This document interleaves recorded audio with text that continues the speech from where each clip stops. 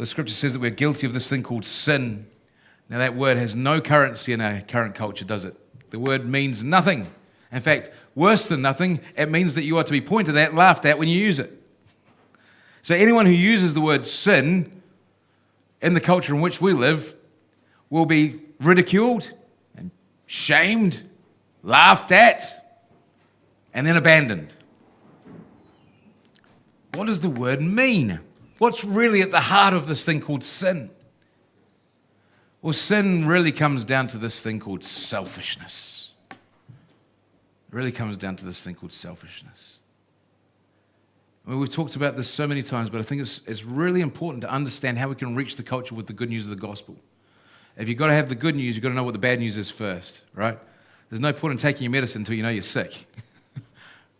Right? So what is the sickness? What is the illness that we suffer from? Selfishness. Each and every one of us has a standard. Each and every one of us has a standard that we hold other people accountable to. We have a standard that we expect people to treat us by. Our ethical standard, our standard of right and wrong, our goodness and evil and all that sort of stuff. And so we hold people accountable to the standard that we hold. But Jesus does the most radical thing in the Gospels. He says, I'm not going to judge you by God's. I'm not going to judge you by God's laws. Forget about it.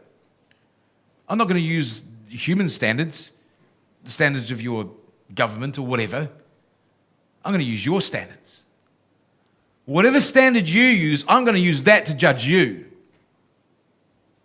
Now think about that. Think about it.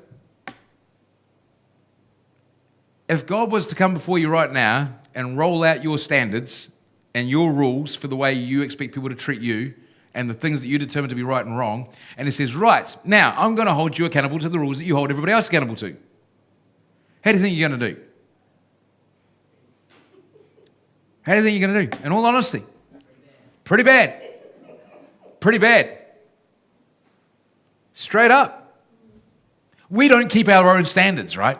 We don't keep our own standards. We don't keep the standards that we expect everybody else to be held accountable to. Why? Why is it that we have a standard, but we hold everybody else accountable to, but we're not accountable to the standards that we hold? Because we're selfish. That's why.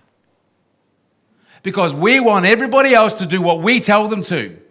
We want everybody else to treat us the way we expect to be treated, the way we deserve to be treated.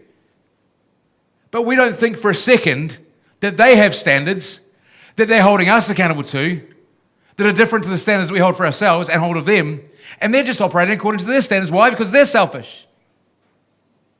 They're selfish just like you're selfish, just like I'm selfish. That's the reality. We're all selfish.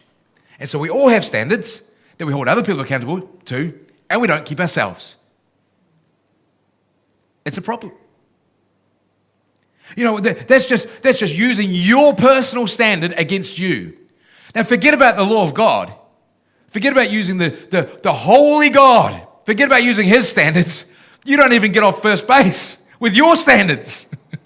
There's no point in using God's holy standards against you. You can't even keep your own standards. What a waste of time.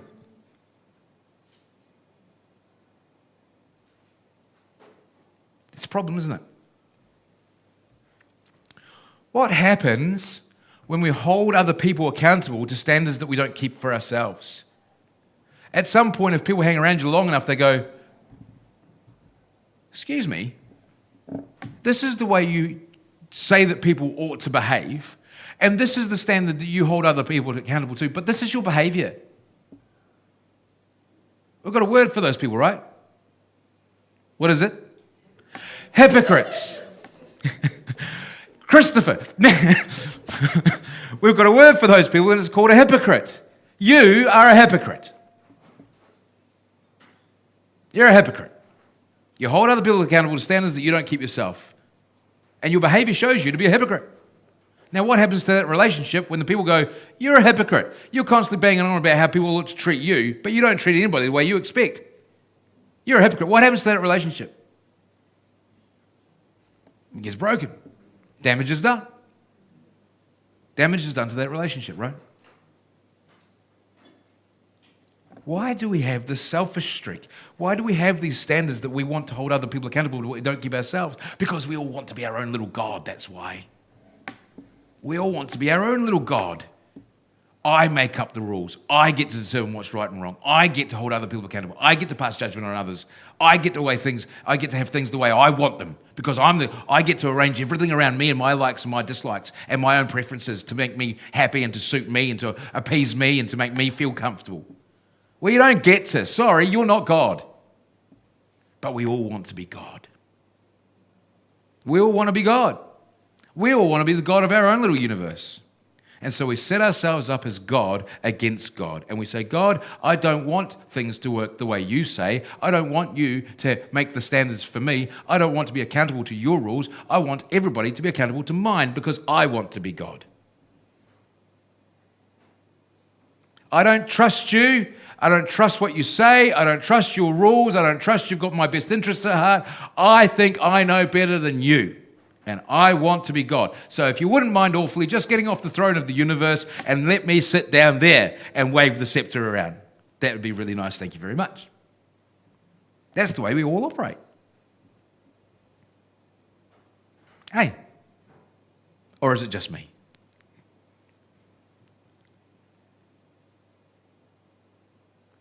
I mean, you want evidence of this, just look at the way our marketing companies speak to us. You know, marketing companies, their sole job is to sell you stuff. That's what they do. That's their sole job is to sell you stuff. What is the best way to sell you something? To tap into your deepest desires, things that the deepest desires of your heart, and then offer up their product or service as a means by which to fulfill that desire, right? That's what marketing companies do. So here's some words from some marketing companies for you. ANZ, we live in your world. Your world, your way. Burger King, have it your way. UE Insurance, it's all about you.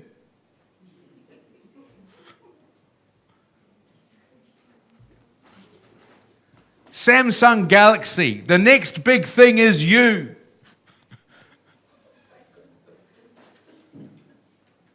What is it that they are tapping into? Our desire for everything to revolve around us because we want to be gods. We want to be the gods of our own little universe. And the marketing companies have tapped into it. And they understand it. And they use it. And they leverage it to sell us stuff. It's just the truth about who and what we are. We all want to be gods of our own little universes. We want everything to revolve around us.